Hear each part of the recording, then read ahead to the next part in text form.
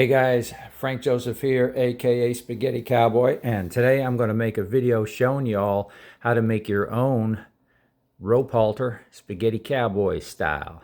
So you can either make this halter, the same halter, the way I did it, with what I call the Spaghetti Cowboy twist on the noseband, and you could actually do a couple more twists on that one. I did this one just with a couple of twists, but as you can see, the knots are down here low and together, a little bit lower down, directly on the side. So that when this goes over the horse, and this is like a medium size for a normal size standard horse, what I consider normal size standard horse, not a big head, just an average quarter horse or average thoroughbred, and when you go ahead and train with one of these, you can hook your side reins right up to these. That's why I did that. And the reason I did this way, rather than connecting the loop either to a single part of the rope or trying to tie it between the knots, it gets, I feel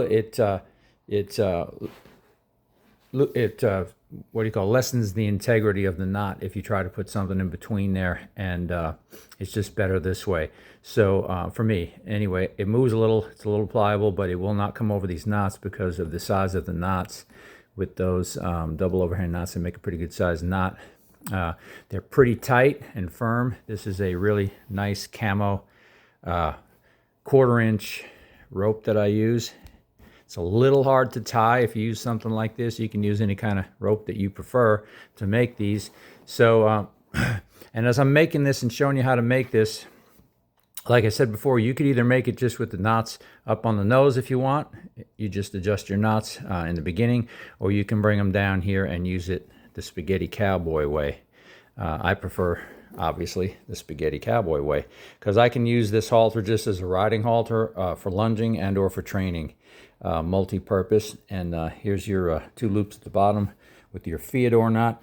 For those who don't know what a Fyodor knot is, it's spelled with F, not TH. It sounds like TH when you say it, but it's a Fyodor knot. Very complicated knot, very unique knot, and very nice.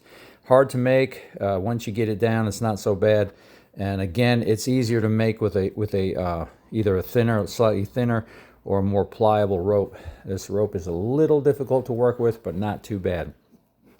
So I'm going to go ahead and show you how to get this started. And it's a good idea to start out with your first few times making these, because you may make mistakes and you may have to unravel it a bit and then come back and do it again. But I like to start out with a 21-foot piece of rope, and I'll show you what we do from there to get started. Okay, so the first thing you'll want to do is lay out your rope. I recommend starting with 21 feet of rope to begin with your first halter until you get it down really good.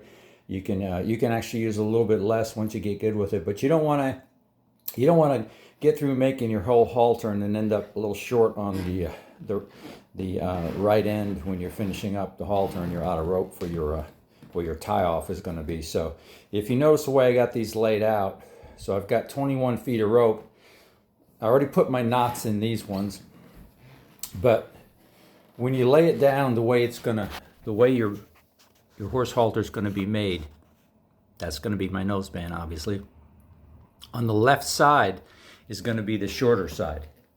Okay, when you start, you want to have 7.5 feet of rope on the left side to work with, and then the remainder of the rope is going to be laying on the right side. That's your longer piece, okay, which is going to turn out flipping to the other side by the time you're done with your Fyodor knot. You're going to end up, this is going to end up being the side that you're not working with towards the end. It ends up becoming part of your tie, your necktie, your latch, and then the right side is going to be the part you're weaving through the rest of the halter to make the halter.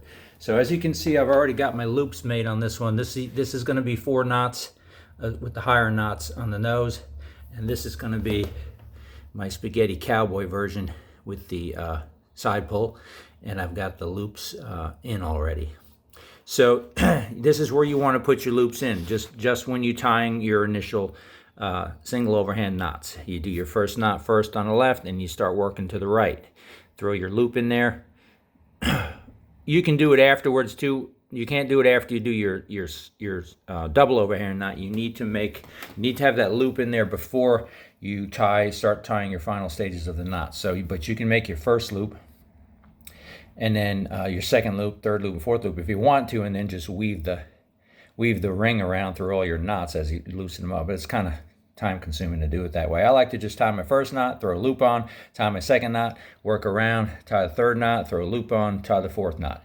Now, if you notice the way these knots, the way I've got them, you don't have to do it like this, but I just find that it lays a lot nicer when you're making your double overhand knots. They all come out uniform, and it's easy to work with, and you can just go in one direction for each knot you tie, because later on you'll see when you're tying the double overhand knots, when you bring your rope around, you're going to go down through this loop and then up over, around itself and back down through, and it's going to come out right where that one is, and it's going to come through the loop again. Okay, if you do these knots opposite of this, I'll show you what I mean in a minute, you're going to have to start from the bottom, come up, and it's just in reverse. It's nice if you keep them all uniform. So if you notice what I've done here, so the single overhand knot looks like a pretzel. You know, if I turn it around that way, it looks like a pretzel. But the top of the pretzel, this being the bottom of the pretzel, the round part, the top of the pretzel should show the loop going down and away from you, okay? See? And then the same thing with the second one. See how it's going down and away from you, as opposed to coming up through and towards you. I call this towards my face right now where I'm filming from. Okay, it needs to go down and away from you. You follow it around about 7 inches, 8 inches for the, but like I said, you can adjust these knots later. You can slip them, so it doesn't have to be perfect, but about 7 inches on the nose band, okay? And then away, see how it's going down through and away, and then same thing here. It's going away from me, okay? So that's how you make your knots, and now you're ready to start tying your Fyodor knot. The Fyodor knot is going to be the tricky one, and we'll get to that on part 2. Okay, so yeah, there you go. That's the beginning stages of the rope halter using your traditional 4-knot or the Spaghetti Cowboy side pull. Thank you very much. Hey, Spaghetti Cowboy, returning back here with the part 1 of the tying the rope halter. So one thing I wanted to mention before you get rolling onto the Fyodor knot. Actually, I should have said this even before you get on to doing any of your knots. Once you cut your length of rope from your source, you're going to have frayed ends. Okay, they're not going to look like that. They're going to be frayed. Okay, this is a poly type rope, and it's kind of like a plastic poly filling, and then it's got your braiding over it. Okay, so when you cut your rope from the roll, it's going to start fraying right away, you know, and you're going to lose rope. So you want to immediately on both ends, you can either use a cigarette lighter, and most people know how to, like, you know, melt a rope, or sometimes when you do electrical work and stuff in vehicles, you put your little heat shrinks and stuff, kind of the same.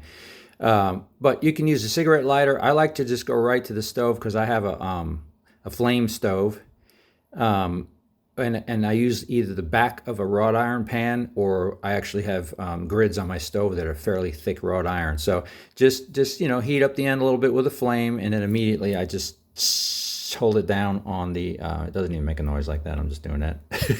I hold it down on the pan and just get it flat, okay?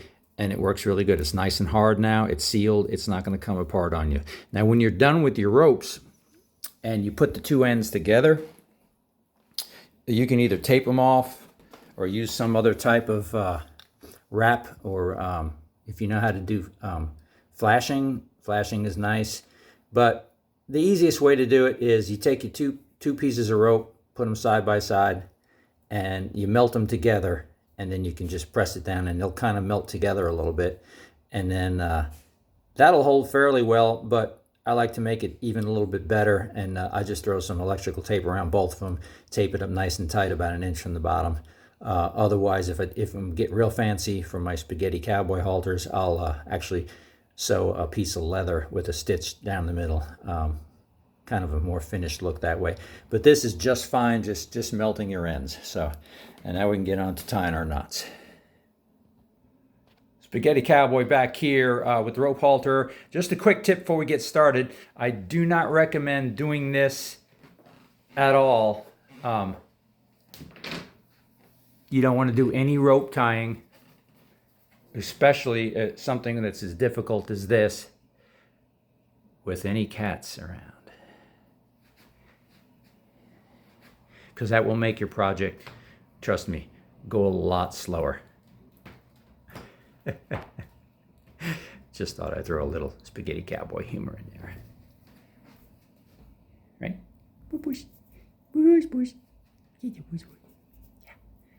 Yeah. Yeah. This will definitely make your project go a lot slower if you got rope flopping around on the ground and trying to tie your knots, and you got the little putty cat prowling around. You will not get the job done. Trust me. Yeah, trust me on that one, for sure.